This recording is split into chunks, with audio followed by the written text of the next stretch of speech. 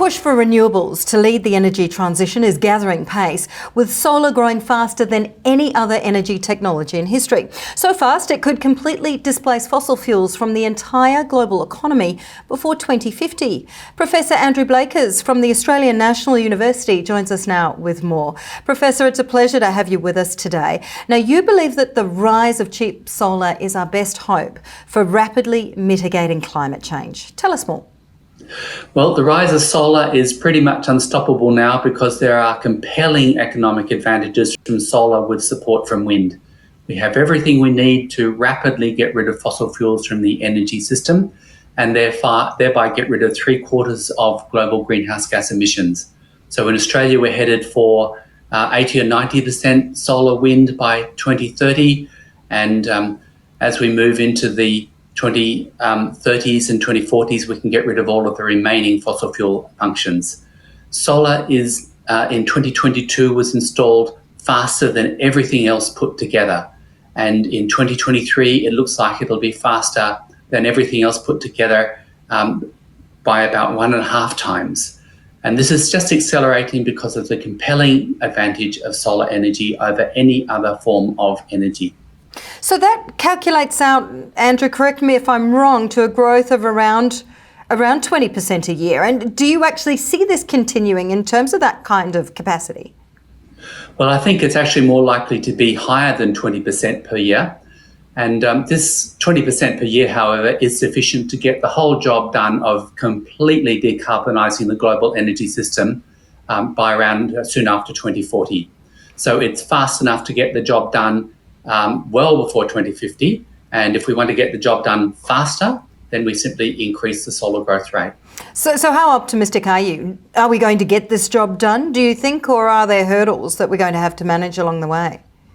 There'll be plenty of hurdles to manage along the way. However, the compelling economic advantage of solar is such that it's pretty much unstoppable now. So it's going to happen for technical and economic reasons. Of course, enormous climate damage will still be done by the tail end of the fossil fuel industry. We're right at the peak now of fossil fuel use, and within a year or two, it'll be obvious to everybody that all fossil fuel use is on the decline. And a few years after that, it'll be obvious to everybody that the solution to climate change is simply to accelerate the solar and wind revolution. It was interesting to me as I was doing some of this research, Andrew, to find out essentially what Australia's role in this transition is, and that we are a global renewable energy pathfinder. What exactly does that mean?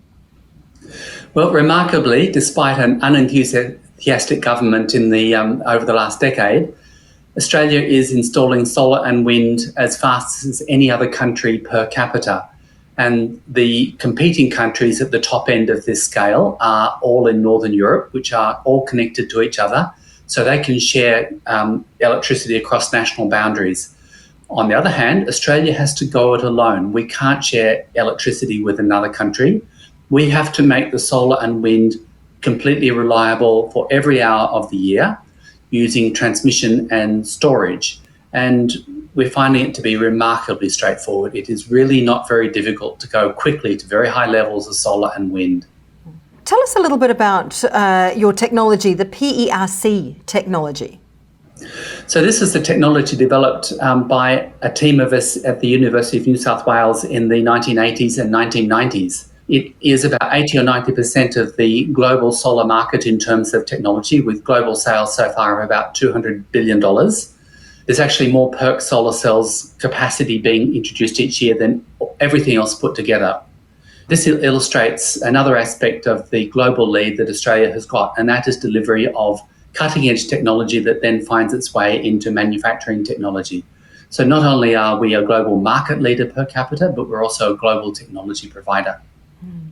You're talking about this energy that was developed, a number of years ago now, and I know that you're very focused on innovation at the moment, Andrew. What can we expect in the near future?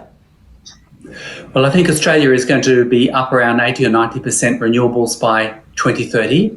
The key thing that we need to do is stop buying fossil fuel machines.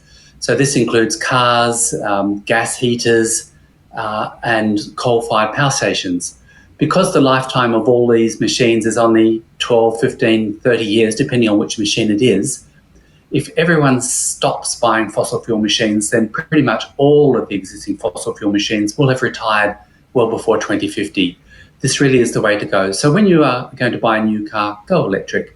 When you're going to buy a new water heater or space heater, go electric and get rid of the gas and coal. What about Andrew's energy storage, Andrew? Are we innovating quickly enough there? And when do you see this being really commercially viable for the entire Australian population? Well, energy storage is a completely solved problem.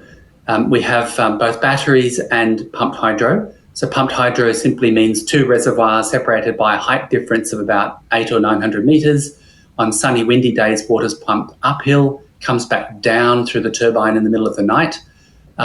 Australia has about 4,000 good off-river pumped hydro sites. It needs about a dozen. We have 3 existing ones, 2 in construction and about another dozen in serious stages of development.